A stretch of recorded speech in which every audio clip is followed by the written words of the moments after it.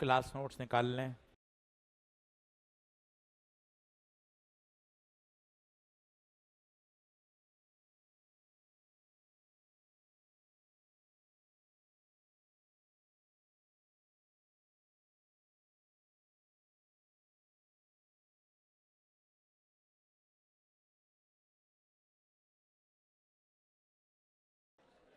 चलें शुरू करें भाई। लिखें।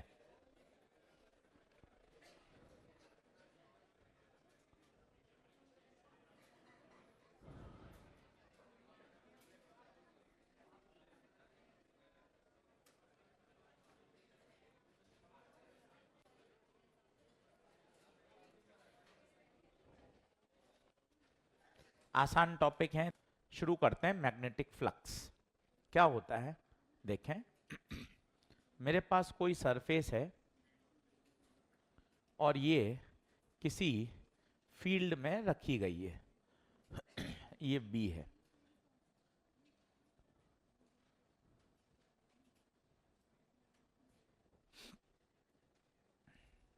ये फील्ड है। डायग्राम बनाना शुरू करें। आसान, कहीं कोई टेंशन नहीं आएगी। ये सरफेस रखा गया है।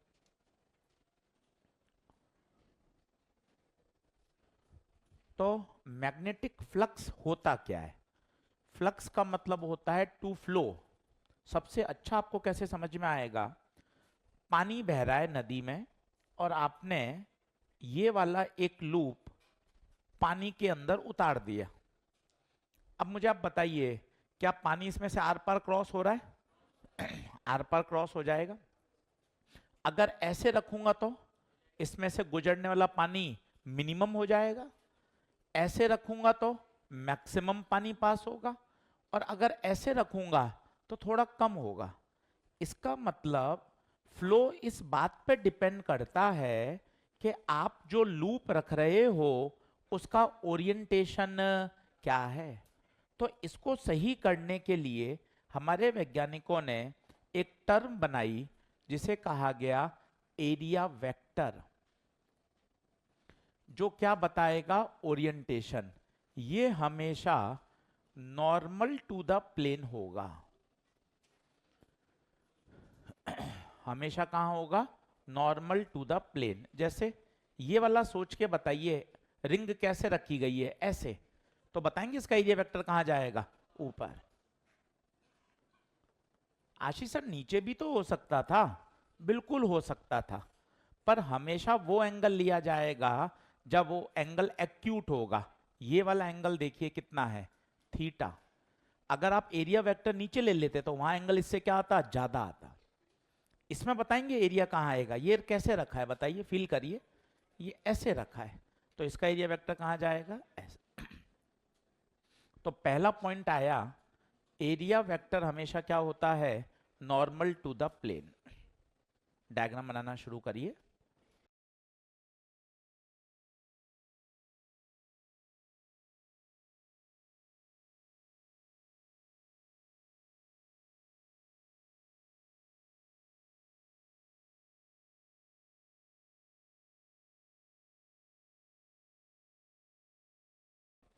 अब सबसे पहले आता है मैग्नेटिक फ्लक्स होता क्या है।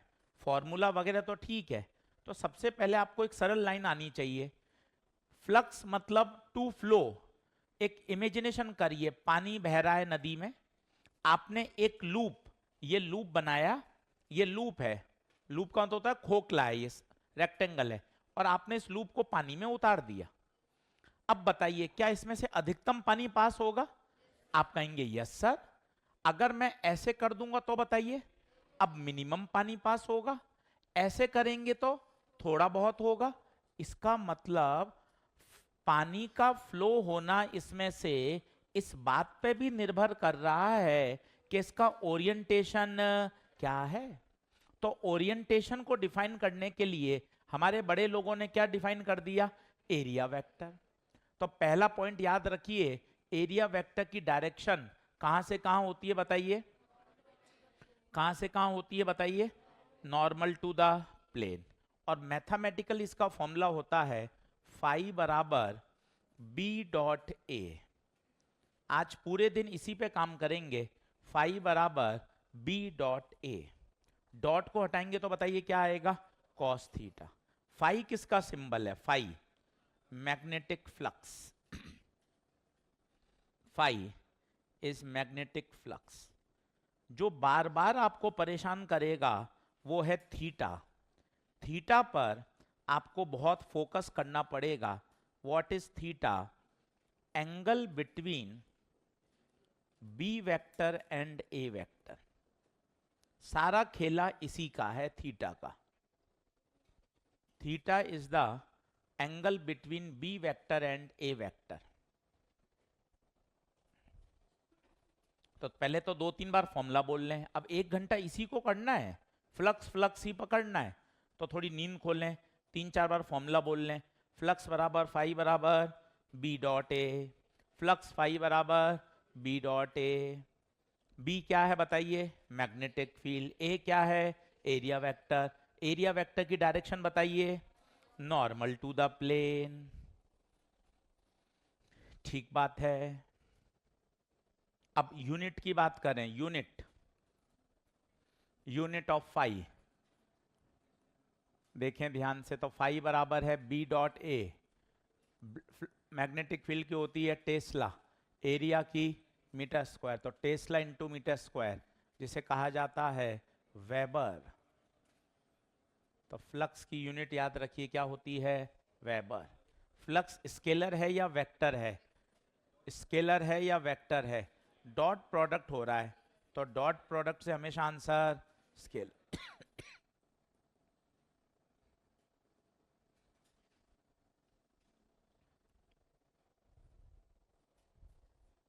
तो बता, फ्लक्स बराबर फाई बराबर 2-3 बार बोलो, बाई बराबर बी डॉट ए। सबसे इंपॉर्टेंट क्या है, थीटा। थीटा किसके बीच का एंगल है, बी और ए। अब ए क्या है वो देखते हैं। क्या स्लाइड चेंज कर दूं, देख लें। अब एरिया वेक्टर कैसे निकालें, तो 2 संभावना हो सकती हैं। या आपके पास क्लोज लूप हो। सर ये क्लोज लूप का मतलब क्या होता है, विच एनक्लोजेस वॉल्यूम, विच एनक्लोजेस वॉल्यूम। जैसे बताइए क्यूब, स्फीयर, सिलेंडर, इन्हें हम बोलते हैं 3 डायमेंशन, जिसके पास क्या है, वॉल्यूम। यहां एरिया वेक्टर की direction normal to the plane, normal to the plane and outwards होती है। ये सब कन्वेंशन है, जैसे समझना पड़ेगा, थोड़ा सा नींद खोलनी पड़ेगी। जैसे मेरे पास एक क्यूब है, अब हर बच्चा देखो, मुझे इस सरफेस का एरिया वेक्टर चाहिए, तो दिमाग में बार बार बैठा लें, एरिया वेक्टर हमेशा प्लेन के नॉर्मल, एरिया वेक्टर हमेशा प्लेन के परपेंडिकुलर। अब चूंकि ये 3 डायमेंशन है, तो बताओ एरिया ऊपर भी हो सकता है और नीचे भी, पर क्या लिखा हुआ है, बताओ कहां होगा ईमानदारी से। अब बताओ इसका कहां होगा, नीचे। बताओ इस वाली सरफेस का कहां होगा, इस वाली सरफेस का, इस वाली सरफेस का, इधर की तरफ। इधर वाली का बताइए। भाई बार बार काम में आएगा, बार बार, और कोई एक्सेप्शन नहीं है। सीधा याद रख, 3 डायमेंशन का एरिया वेक्टर हमेशा सरफेस के परपेंडिकुलर एंड आउटवर्ड्स। जैसे सर और बताओ, सिलेंडर, बता इसका एरिया वेक्टर कहां जाएगा, तो इसका अंदर ले ही नहीं सकता, क्योंकि शब्द क्या है, आउटवर्ड।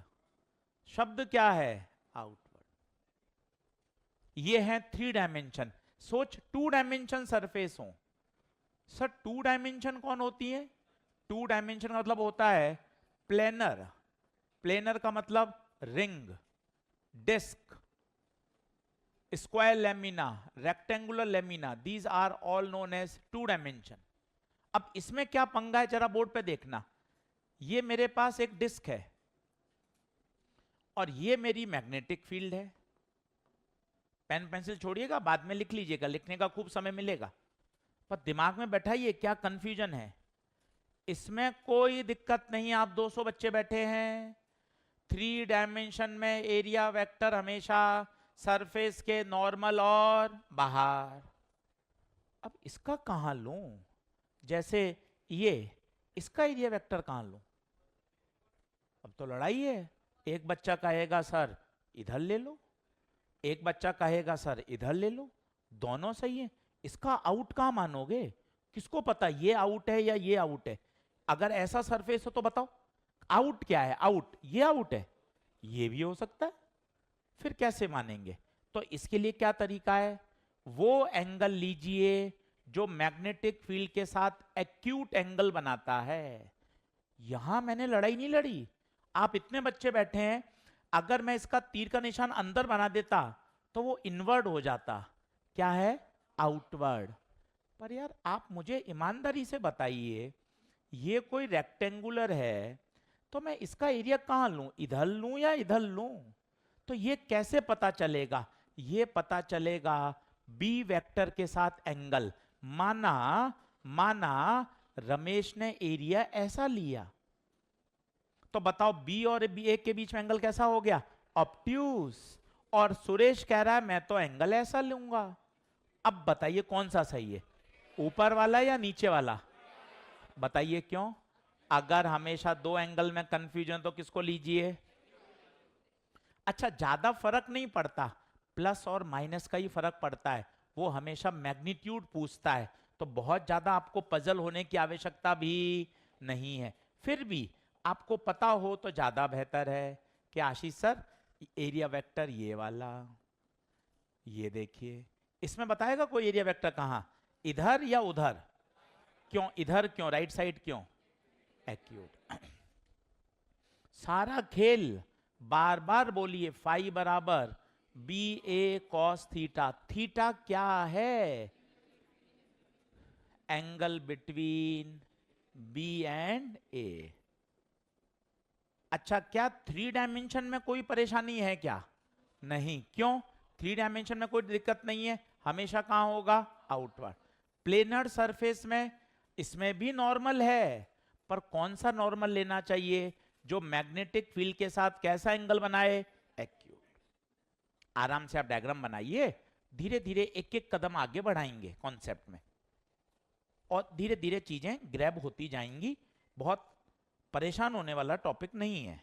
आगे बढ़े तो फ्लक्स क्या होता है? फाई बराबर बी डॉट ए। अच्छा, सबसे इंपॉर्टेंट क्या है बताइए? सबसे इंपॉर्टेंट क्या है? थीटा। थीटा किस किस के बीच का एंगल है? बी और ए। बार बार बोल लीजिए, theta is the angle between B vector and A vector. अब कैसे कैसे लैंग्वेज परेशान करती है वो देखिए। वो आपको कहेगा प्लेन ऑफ द कॉइल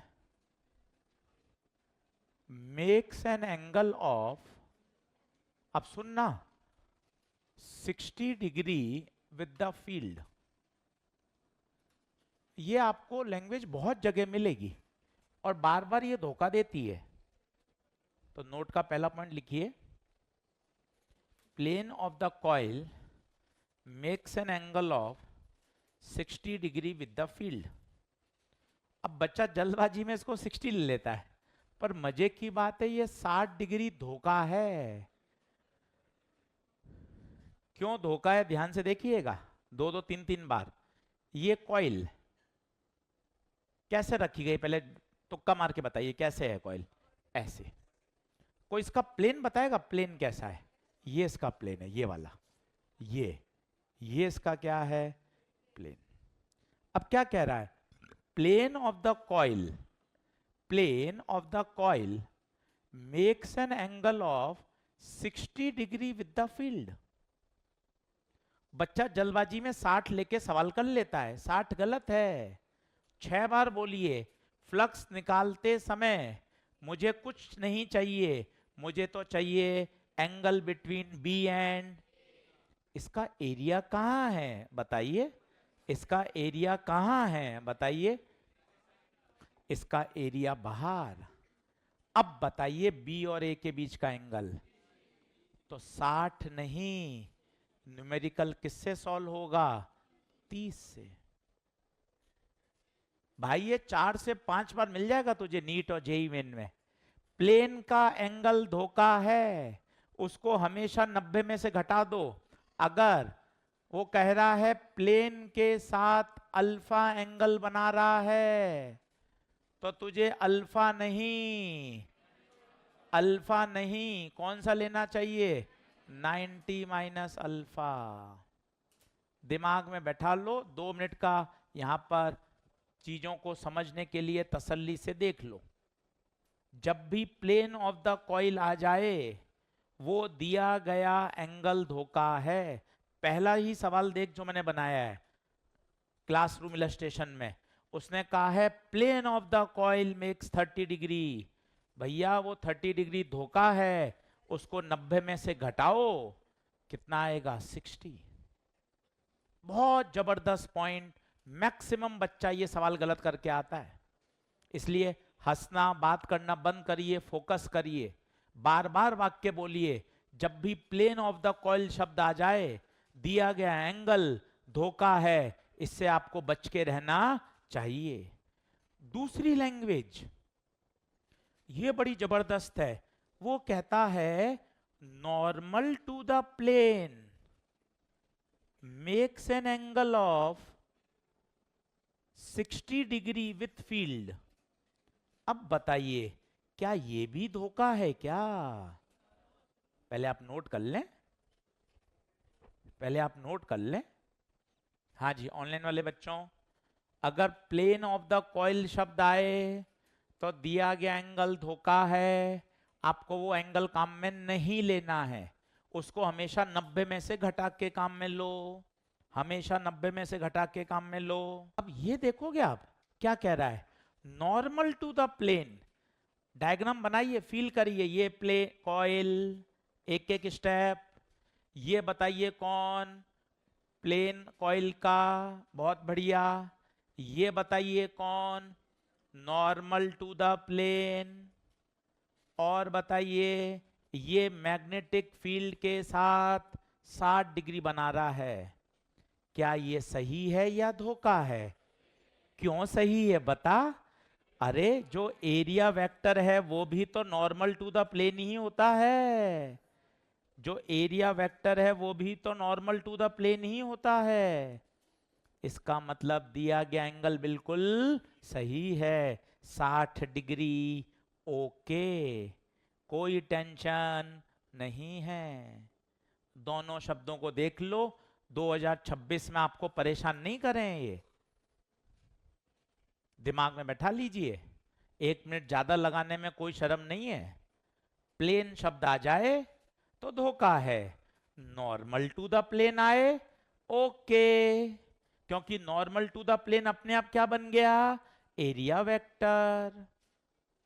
अभी तीसरी लाइन और बताता हूं, वो भी कंफ्यूजिंग है, उसके बाद प्रश्न करने का मजा आएगा। बोल क्या आगे बढ़ूं क्या? तीसरी लैंग्वेज देख और जबरदस्त, एक्सिस ऑफ द कॉइल, ये भी तगड़ा है, makes an angle of 60 degree with the field. अब बता क्या धोखा है या सही है? ये सारी लैंग्वेज मिलेंगी अभी तुझे, फिर तेरे तोते उड़े उससे बढ़िया भी समझ ले। चलो सर एक बार प्यार से समझाओ सर, आजा, पेन पेंसिल छोड़ बोर्ड पे देख, ये बोल कॉइल, सर धीरे धीरे चलो, ये बोल प्लेन, ये क्या है, कॉइल की एक्सिस। गुरुजी आपको कैसे पता है कॉइल की एक्सिस है? यार तू कैसी बात करता है, बायो-सावर्ट लॉ में थर्ड एप्लीकेशन नहीं याद है, रिंग के एक्सिस पर मैग्नेटिक फील्ड, तो ये क्या कहलाती है, एक्सिस। अब पढ़ धीरे धीरे, axis of the coil makes an angle of 60 with field, ये रही फील्ड, ये रही एक्सिस। अब बता क्या धोखा है या ओके है? क्यों ओके है बता? एरिया वेक्टर भी तो यहीं जाएगा, इसका मतलब 60 डिग्री ओके चलेगा, नो टेंशन, कोई धोखा नहीं है। तीसरी लाइन देख, चौथी, axis makes an angle of 60 degree with field. बता धोखा है या ओके है? ओके है। पहला शब्द पढ़, हंसते हुए, चेहरे पर स्माइल चाहिए, परेशान नहीं होना है, चेहरे पे स्माइल। क्या कह रहा है? तीसरी लाइन पढ़, प्लेन इंक्लाइन 30 डिग्री। बता अगर प्लेन दे रखा है तो दिया गया एंगल धोखा है, 30 नहीं काम में लेना। बता क्या ये बात ओके है? और सीख, अगर कोई कॉइल XY प्लेन में है तो बता एरिया वेक्टर कहां होगा? सोच के बता। चौथा पॉइंट लिख। ये नोट्स नहीं है, ये रिजल्ट ओरिएंटेड कॉन्सेप्ट है, एग्जाम रेडी कॉन्सेप्ट। सीधे कॉन्सेप्ट पढ़ के आप सवाल हिट करो। अब बता XY प्लेन है तो एरिया वेक्टर बता कहां होगा? एरिया वेक्टर कहां होगा? हमेशा प्लेन के परपेंडिकुलर। तो XY एक्सिस के परपेंडिकुलर कौन? Z axis. Z एक्सिस बोले तो केक है। सोच अगर कॉइल, अब आप बताना, YZ प्लेन में है तो क्या होगा? कॉइल YZ प्लेन में तो कहां होगा? कहां होगा एरिया वेक्टर? X axis.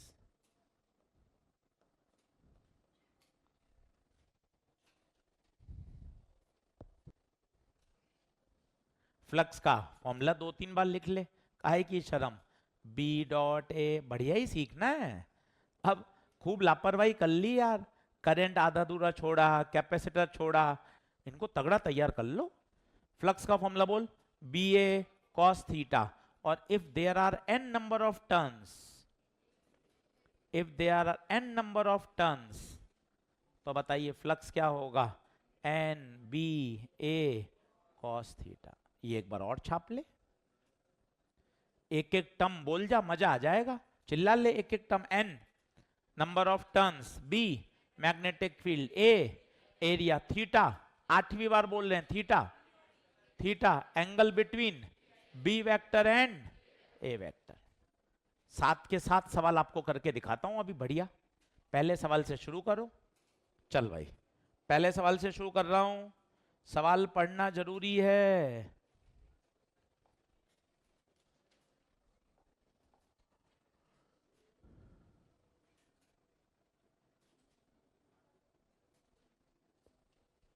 पहला क्वेश्चन, गिवन लिखो।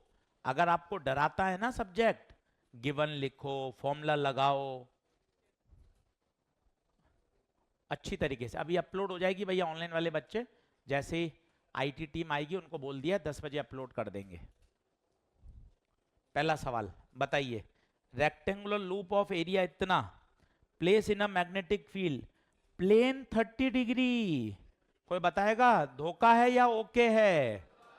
धोखा है। प्लेन 30 बना रहा है, धोखा। तो बताओ एंगल कैसे निकालेंगे?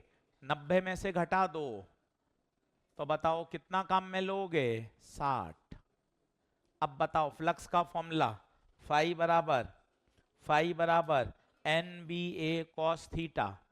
अगर नंबर ऑफ टर्न नहीं दे रखे तो बताओ कितना लेंगे? 1। निपटा दो, पूरा पूरा आंसर मिलाओ, आधा अधूरा मत छोड़ो। हो जाएगा, कर लेंगे, अब तो हो जाएगा ना।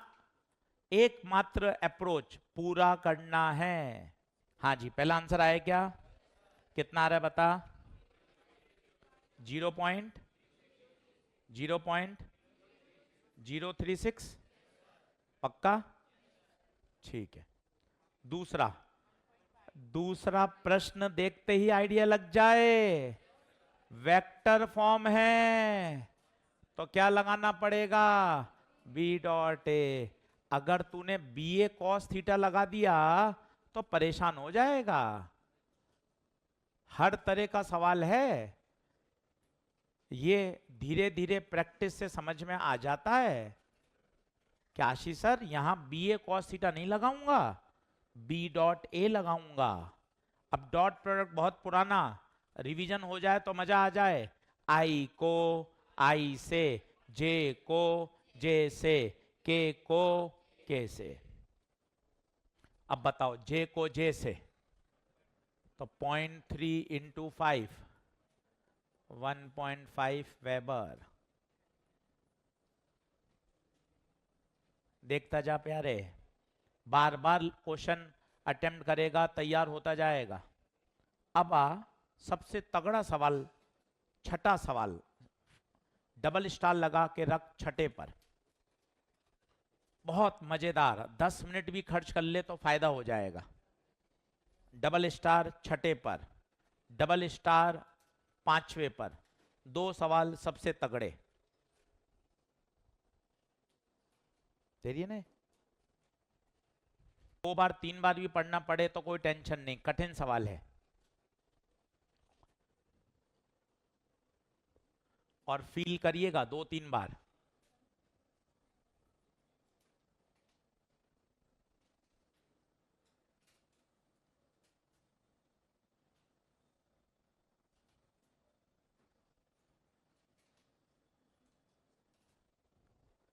देखें, धीरे धीरे समझिए।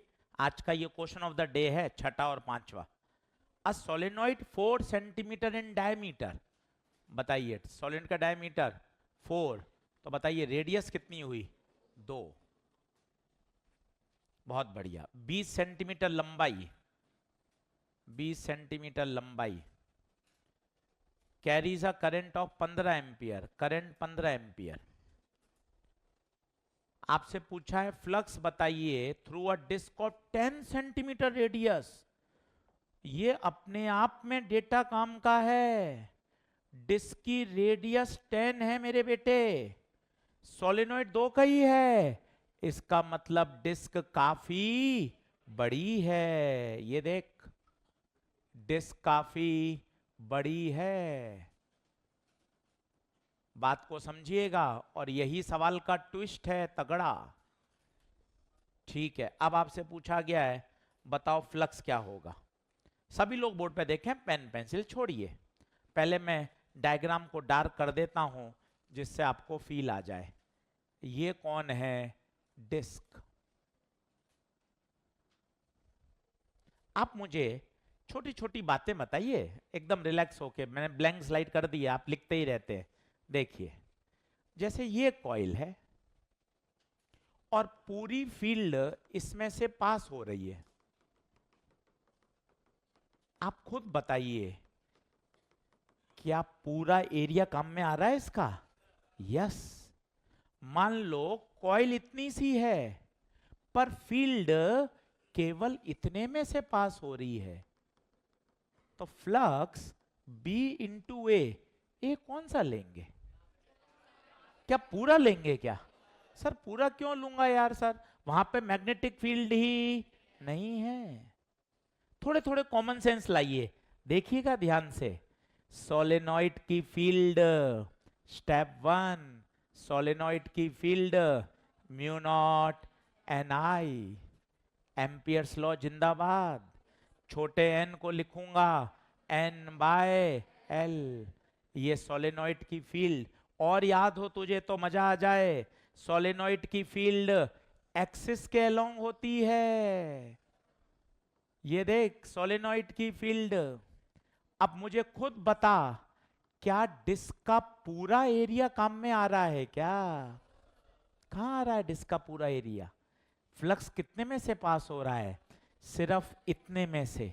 और इसकी रेडियस कितनी है? 2। डिस्क की रेडियस तो 10 है, पर 10 काम का ही नहीं है। क्यों नहीं है काम का बता? क्योंकि फील्ड तो केवल कहां तक सीमित है? सोलेनॉइड तक सीमित है। अब जब मैं डिस्क का फ्लक्स निकालूंगा, मेरे बच्चे खबरदार, डिस्क से निकलने वाला flux B A cos theta. B किसका? सोलेनॉइड का। म्यू नॉट एन बटे एल इंटू आई। एरिया ना डिस्क का ना सोलेनॉइड का, सही बोल, जितने से फ्लक्स पास हो रहा है, जिसमें से फ्लक्स पास हो रहा है। बता, क्या केवल इतने में से पास हो रहा है? इसका एरिया, एरिया आंखें खोलो, पाई आर। आर कितना? 2। अगर कल को मैं अगला डायग्राम आपसे बनवाऊंगा जबरदस्ती का, ये वाला, इसमें सोलेनॉइड 2 का होगा और डिस्क होगी 1 की। अब बताओ, अब बताओ एरिया किसका काम में लेंगे? एरिया किसका? क्या पूरा एरिया डिस्क का काम आ जाएगा? 1 या 2?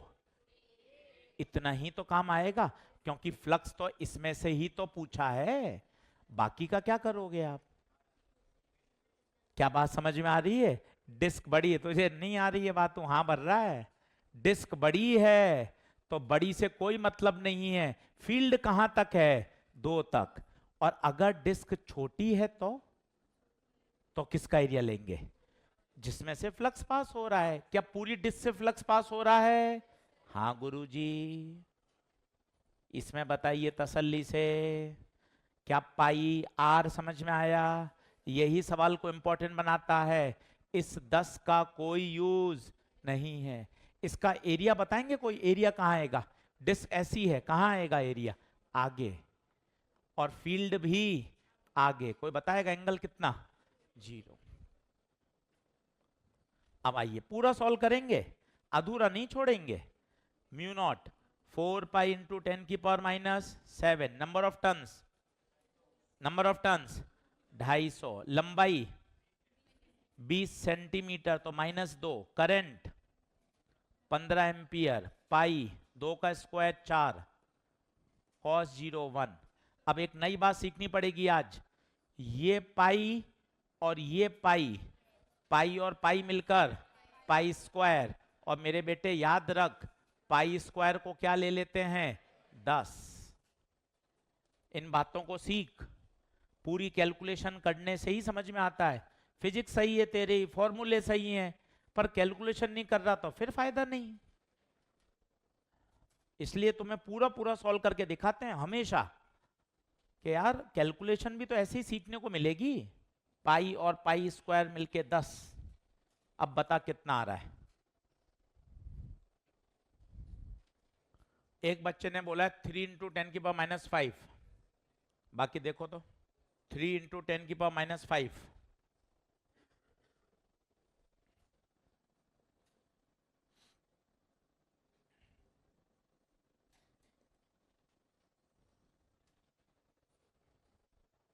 अच्छा प्रश्न लगा भैया मुझे। आप तसल्ली से देखिए, डिस्क बहुत बड़ी का कोई यूज ही नहीं है। चुंबकीय क्षेत्र बोले तो मैग्नेटिक फील्ड कहां तक सीमित है? सोलेनॉइड तक। तो भैया जहां तक मैग्नेटिक फील्ड है वही काम में लेंगे। 7वां सवाल देखो। 7वां खुद कर सकते हैं। 7वां खुद करिए। बताइए, एक्सिस दे रखा है तो एक्सिस के साथ एंगल सही है या धोखा है? सही है या धोखा है? सही है। एक्सिस के साथ 60 डिग्री ओके है। फ्लक्स का formula N B A cos theta. N बताइए, एन एन एन कुछ नहीं दे रखा, 1। मैग्नेटिक फील्ड 1/पाई। Area pi r square cos 60 1/2। भैया क्या मस्त कैलकुलेशन दी है। इसे बोलते हैं लविंग कैलकुलेशन। क्या नाम है इसका? Loving calculation. लविंग क्यों? कुछ करना ही नहीं पड़ा, भाई ने वैल्यू ऐसी सेट करी है कि पूरी सॉल्व हो रही है। तो 0.2 इंटू 0.2 बटे 1/2, ये भी कैंसिल हो रहा है। तो बताओ कितना आंसर? 0.02 वेबर। बोले तो 2 इंटू 10 की पावर -2 वेबर।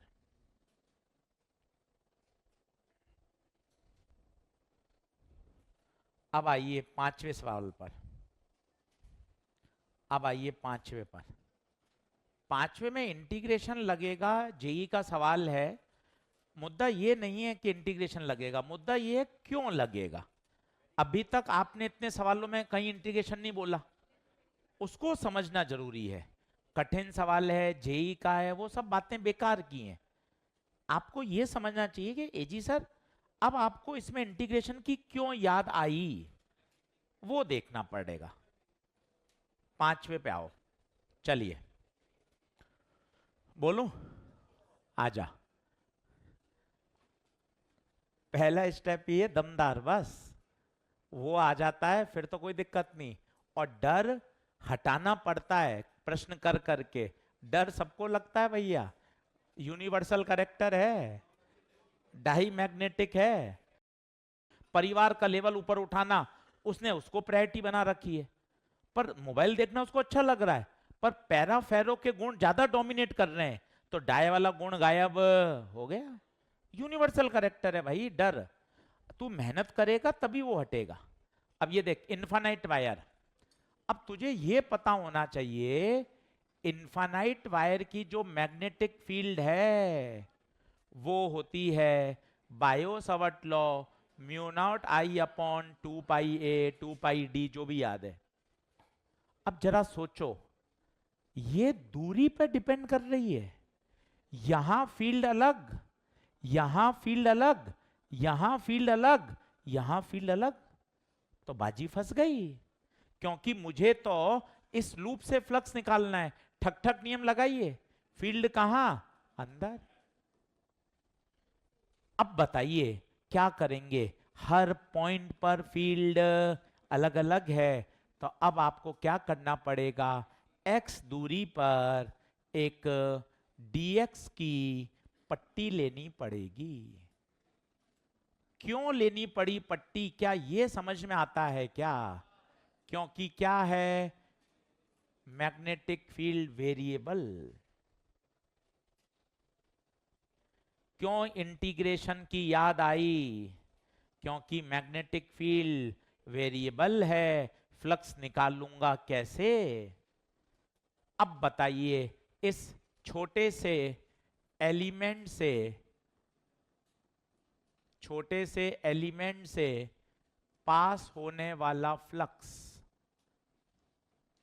छोटे से एलिमेंट से पास होने वाला फ्लक्स बताइए। बी, बी इन्फानाइट वायर की B, mu not I upon 2 pi x.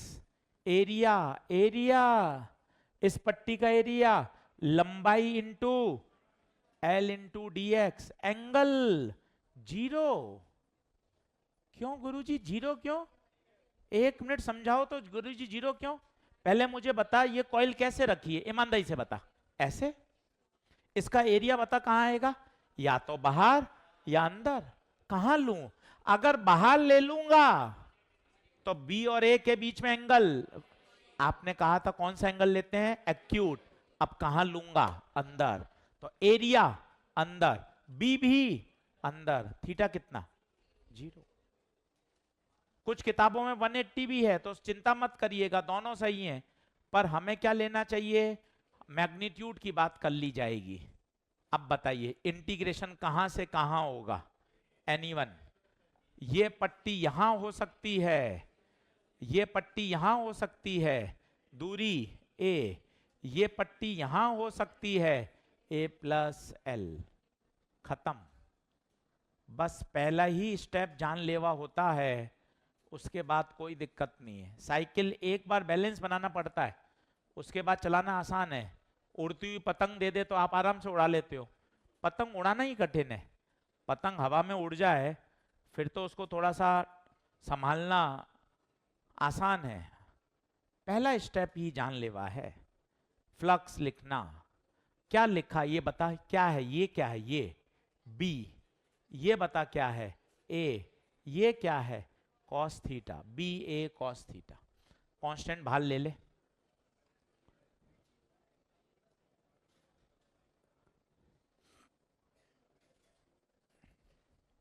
तो बता, म्यू नॉट आई एल बटे 2 पाई 1/x का log x।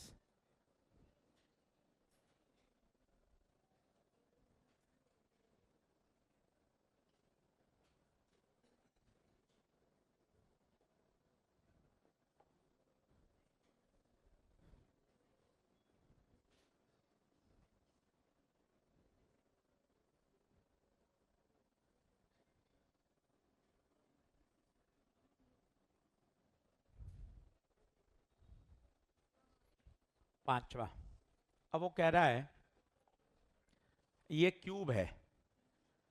अब ना थोड़ा कॉमन सेंस भी लगा, क्यूब है और ऐसे पानी बह रहा है, ये देख, पानी मतलब मैग्नेटिक फील्ड। मुझे ईमानदारी से बता कौन सी दो सरफेस पे इफेक्ट आ रहा है, थोड़ा प्रैक्टिकल भी सोच। ये क्यूब है, नदी से पानी बह रहा है, डेक्थलॉन से पानी आ रहा है, तुम ईमानदारी से बता कौन सी दो सरफेस प्रभावित हो रही है, ईमानदारी से। यहां से जहां एंटर हो रहा है और यहां से निकल रहा है, ऊपर नीचे आगे पीछे से कोई मतलब। फील कर, क्यों नहीं है, देखना तुझे भी मजा आएगा।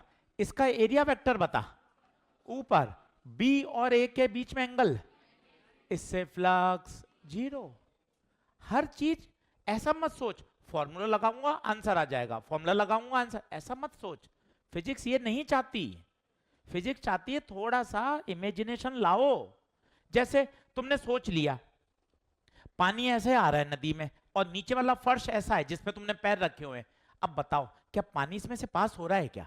नहीं हो रहा, इसका मतलब इसका फ्लक्स जीरो है। देख जीरो आना भी चाहिए, एरिया कहां है? नीचे, बता एंगल कितना, इससे भी फ्लक्स जीरो।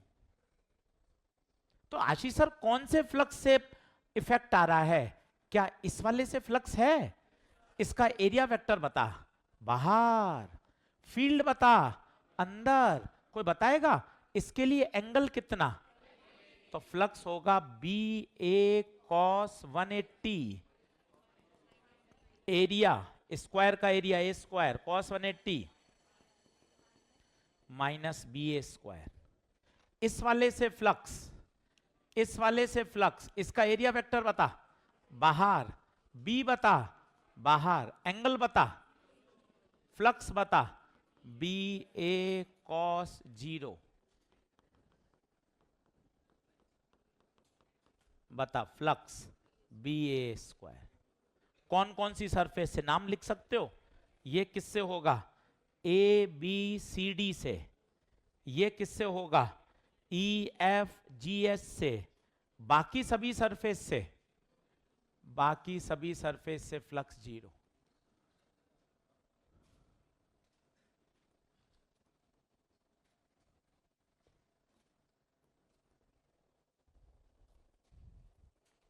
सही है। आज नया चैप्टर शुरू कर दिया है, अच्छे से पढ़िए, नया चैप्टर है, अच्छे से तैयारी करिए। चलिए धन्यवाद।